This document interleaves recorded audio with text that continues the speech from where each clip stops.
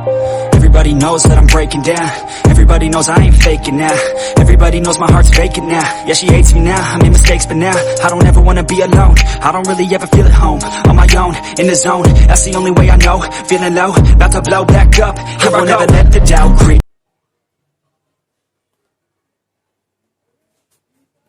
Hello मित्रों, मैं doctor Vijay Sinha YouTube channel पर मेरे सभी दर्शकों को मेरा हार्दिक स्वागत है। आज मैं पुरुषों में होने वाले प्रोस्टेट ग्रंथि के वृद्धि के समस्या के बारे में आपसे चर्चा करूंगा। इसे आम भाषा में प्रोस्टेट या प्रोस्टैटिस कहते हैं। सर्वप्रथम हम यह जानेंगे कि प्रोस्टेट क्या है। दूसरा, उसके क्या क्या लक्षण हैं। तीसरा, उसके होने के कारण क्या हैं। चौथा, चिकित्सक इसकी जांच किस जांच से इसकी जांच करते हैं।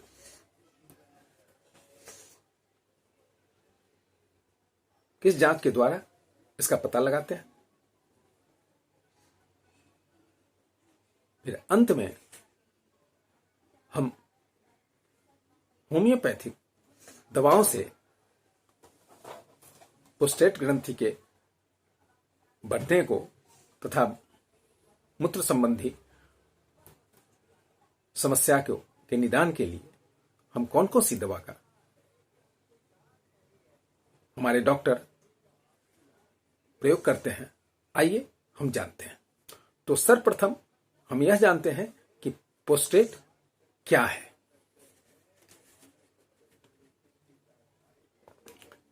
इस मानव शरीर में, मानव के पुरुष शरीर में यूरिनरी ब्लैडर के नीचे यूरेथ्रा नली के पास होने वाले ग्रंथि को प्रोस्टेट ग्लैंड कहते हैं या पौरुष ग्रंथि कहते हैं। पुरुष के 40 से 50 वर्ष या उससे अधिक उम्र के पुरुषों में यह बीमारी अधिकतर हुआ करती है। इस उम्र के पुरुषों में यूरेथ्रा के नली के पास होने वाले प्रोस्टेट ग्लैंड में धीरे धीरे वृद्धि होने की कोई बेनाइन प्रोस्टैटिक हाइपरप्लेसिया यानी कि बीपीएच कहते हैं। इसे इनलार्जमेंट ऑफ प्रोस्टेट भी कहते हैं और इसी को हिंदी में प्रोस्टेट ग्लैंड का के बढ़ना कहते हैं।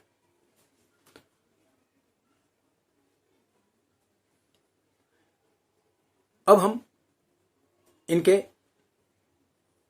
इसके लक्षण के बारे में जानते हैं। यदि इनके लक्षणों, इस रोग के लक्षण के बारे में चर्चा की जाए, इसकी बात की जाए, तो प्रोस्टेट के आकार के बढ़ने से पेशाब रुक रुक कर होने की समस्या बढ़ने लगती है।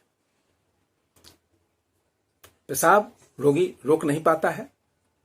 पेशाब करने के समय मूत्र प्रवाह शुरू करने में काफी तकलीफ होती है। पेशाब की धार कमजोर या बाधित होती है। पेशाब एक बार में पूरा नहीं हो पाता है, पूरा नहीं निकल पाता है। पेशाब रुक रुक कर आता है। रोगी अचानक पेशाब को रोक नहीं पाता है।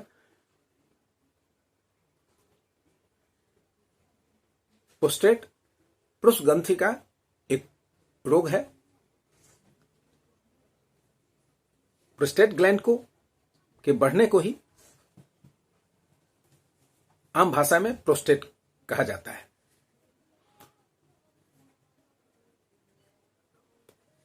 जब मूत्राशय पूर्णतः खाली नहीं हो पाता है, जिससे मूत्र पथ में संक्रमण के जोखिम बढ़ने लगते हैं। इस रोग के मुख्य कारण क्या है? अगर इस कारण की बात की जाए तो पुरुष में अधिक उम्र होने पर पुरुषों में टेस्टोस्टेरॉन की मात्रा बढ़ने के कारण एस्ट्रोजन का अनुपात बढ़ने लगता है, जिसके कारण प्रोस्टेट ग्लैंड की कोशिकाओं में वृद्धि होने लगती है। इसका मुख्य कारण पुरुषों में मेल हार्मोन की कमी होना,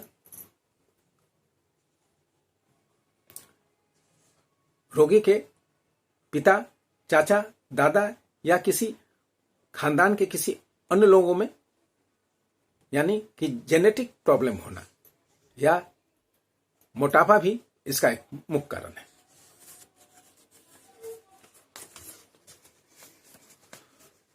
डॉक्टर के द्वारा किन जांच के द्वारा डॉक्टर प्रोस्टेट ग्लैंड को के बढ़ने का पता लगाते हैं? आइए हम जानते हैं। रोगी को सर्वप्रथम डॉक्टर एनस में उंगली डालकर प्रोस्टेट की जांच करते हैं।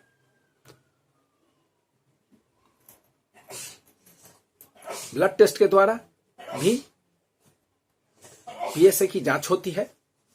पीएसए एक द्रव पदार्थ होता है जो प्रोस्टेट ग्लैंड में बनता है। पुरुष ग्रंथि के बढ़ने पर पीएसए का स्तर बढ़ जाता है। पीएसए का बढ़ना प्रोस्टेट कैंसर के कारण भी पीएसए बढ़ सकता है। इसकी जांच डॉक्टर सोनोग्राफी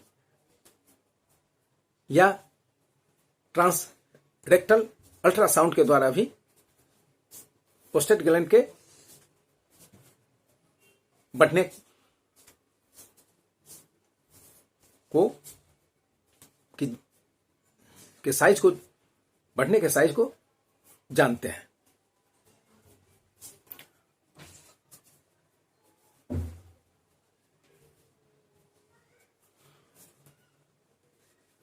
प्रोस्टेट बायोप्सी के द्वारा डॉक्टर प्रोस्टेट कैंसर का भी पता लगाते हैं। सिस्टोस्कोपी के द्वारा भी डॉक्टर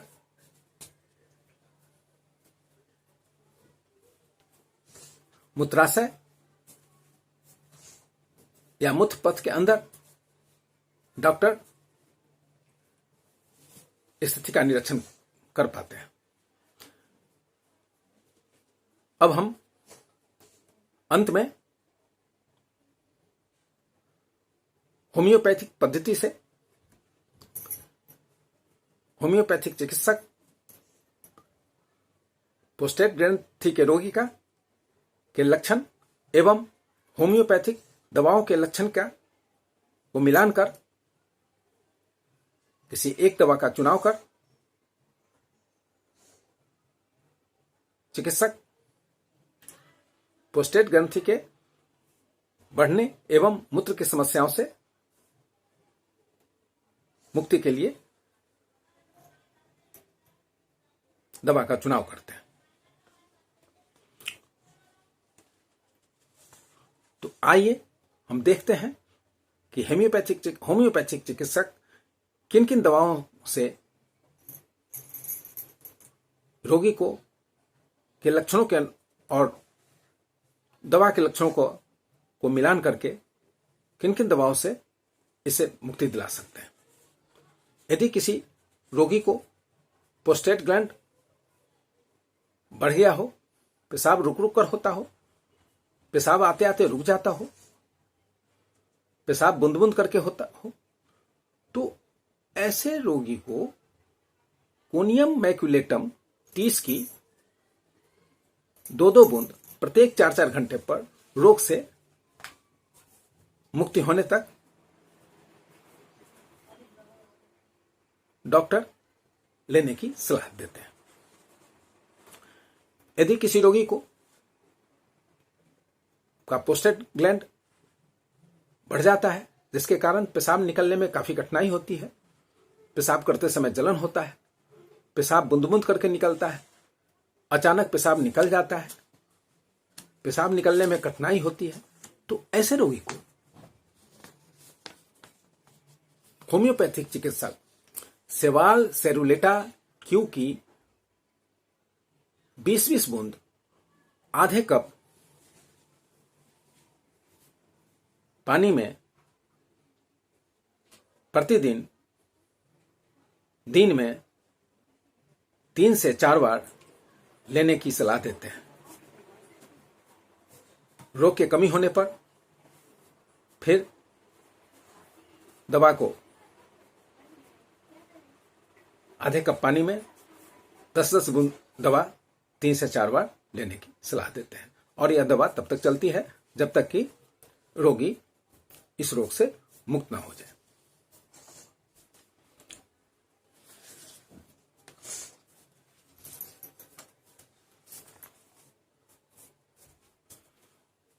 यदि किसी रोगी को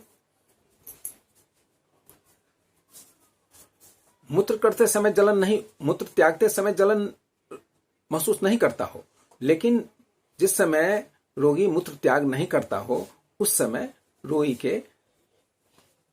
रोगी को मूत्र के रास्ते पर जलन होता हो, यूरेथ्रा में जलन होता हो, तो ऐसे रोगी को होम्योपैथ चिकित्सक स्टेप्सेगिरिया 30 की 2-2 बूंद प्रत्येक 4-4 घंटे पर इस तरह के लक्षण के मुक्ति तक लेने की सलाह देते हैं। यदि किसी प्रोस्टेट के रोगी को जिसका प्रोस्टेट ग्लैंड बढ़ गया हो और पेशाब की तकलीफ, पेशाब त्यागने में तकलीफ होती हो, जलन होता हो,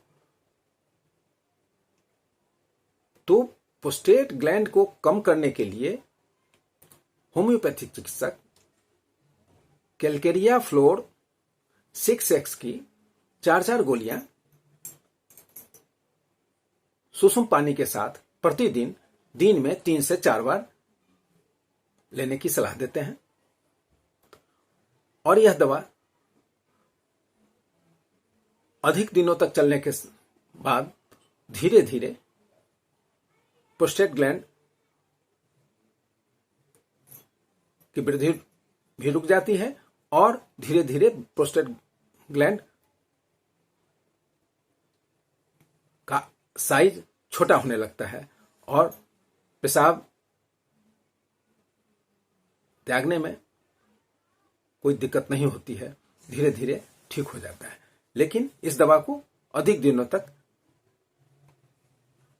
होम्योपैथी चिकित्सक लेने की सलाह देते हैं। यदि किसी रोगी को पास्ट हिस्ट्री गोनोरियल हो तो होम्योपैथिक चिकित्सक चिकित्सा के दौरान बीच बीच में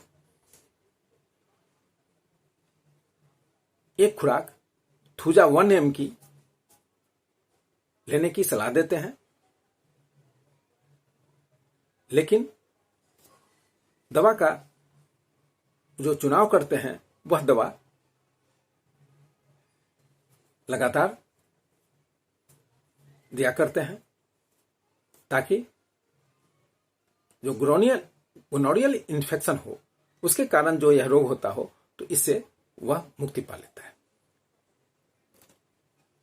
यदि किसी वृद्ध रोगी को, जिसको प्रोस्टेट ग्लैंड की वृद्धि हो गई हो, बढ़ गया हो, पेशाब करने में काफी तकलीफ हो, पेशाब रुक रुक कर होता हो, या कपड़े में अचानक हो जाता हो, या बिछावन पर हो जाता हो, और वह रोगी मानसिक और शारीरिक तौर पर छिन्न होते जा रहे हो, तो ऐसे रोगी को ब्राइटाकार 30 की 2-2 बूंदे प्रत्येक 4-4 घंटे पर प्रतिदिन रोग से मुक्ति तक लेने की होम्योपैथ चिकित्सक सलाह दिया करते हैं। इस तरह से होम्योपैथिक चिकित्सक लक्षणों के अनुसार दवा का चुनाव कर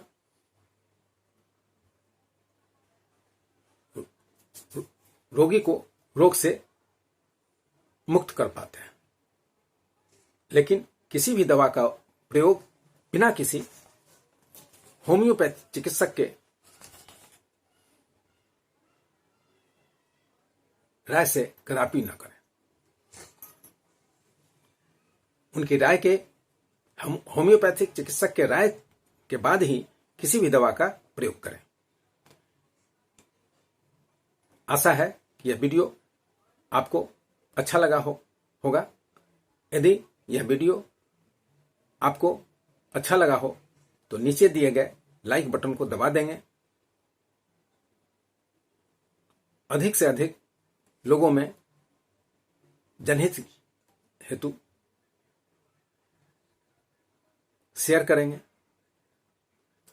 यदि अभी तक आपने मेरे इस चैनल को सब्सक्राइब नहीं किया है तो नीचे दिए गए सब्सक्राइब बटन को कृपया दबा देंगे और बेल बटन दबाना नहीं भूलेंगे, ताकि मेरे आने वाले सारे वीडियो आप तक पहुंच सके।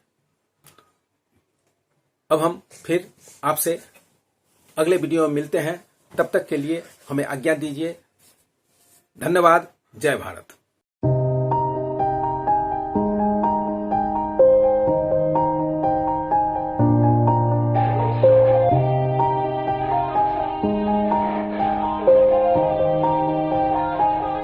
Yeah, everybody knows that I'm